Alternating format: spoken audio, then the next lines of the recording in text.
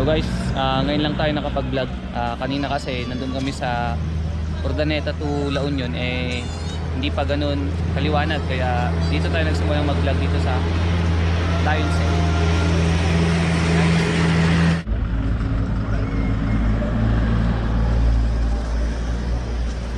So ito yung ganap dito sa Lion's Head.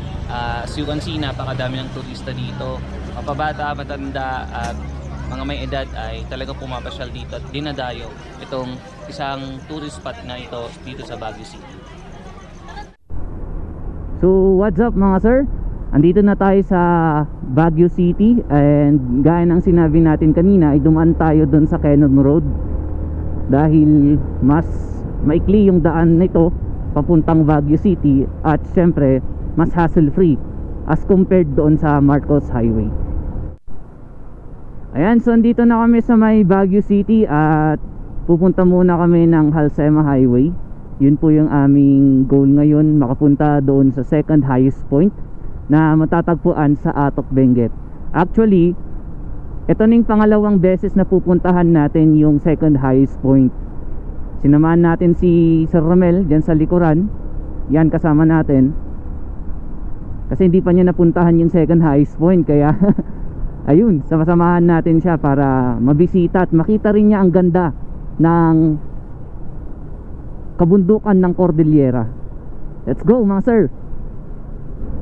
Yan, ang lamig, grabe. Ang lamig na dito. Tignan yung mga tao dito, naka-jacket, naka-sweater na sila. At tumatagos sa buto. Tumatagos sa buto yung lamig dito sa Baguio City.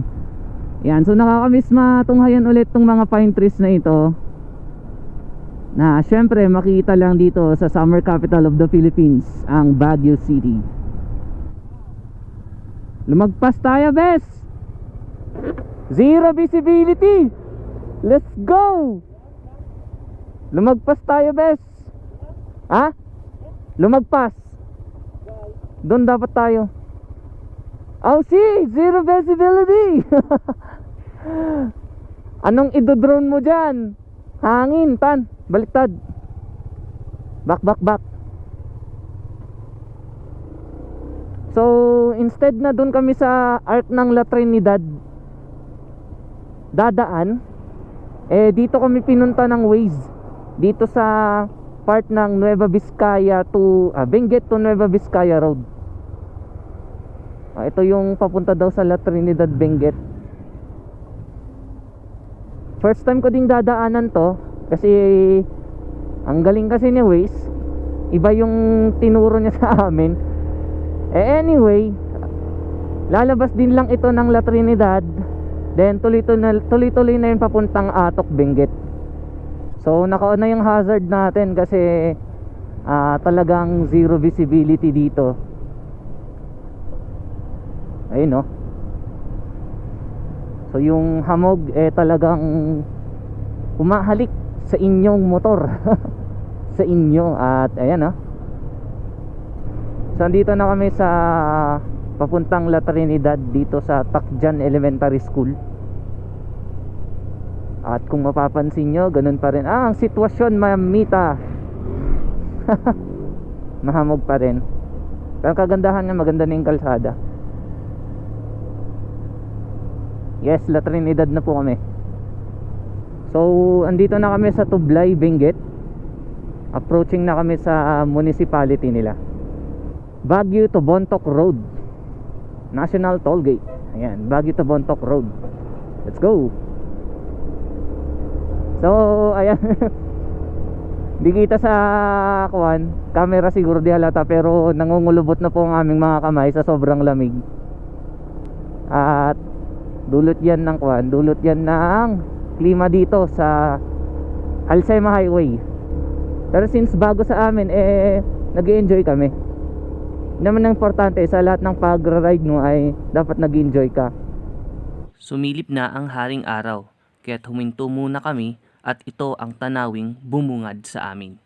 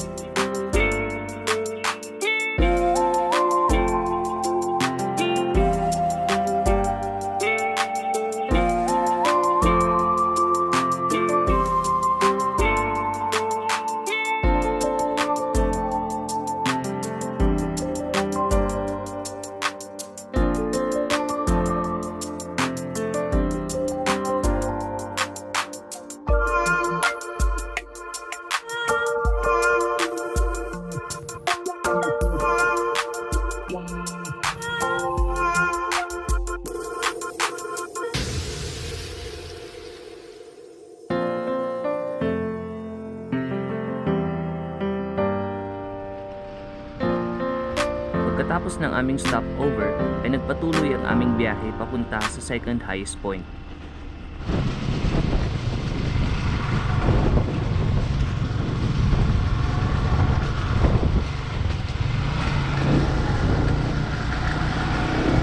So ito yung dalawang pader dito ng lupa at ito dito sa Atok, Benguet. So ito yung Halsema Half Tunnel. Halsema Half Tunnel.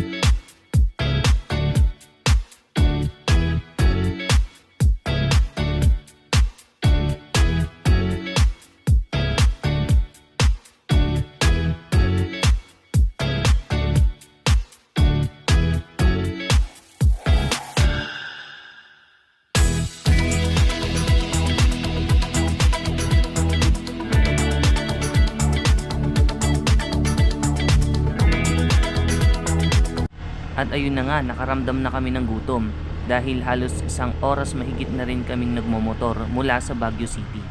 At naisipan namin kumain dito sa Northern Blossom Restaurant.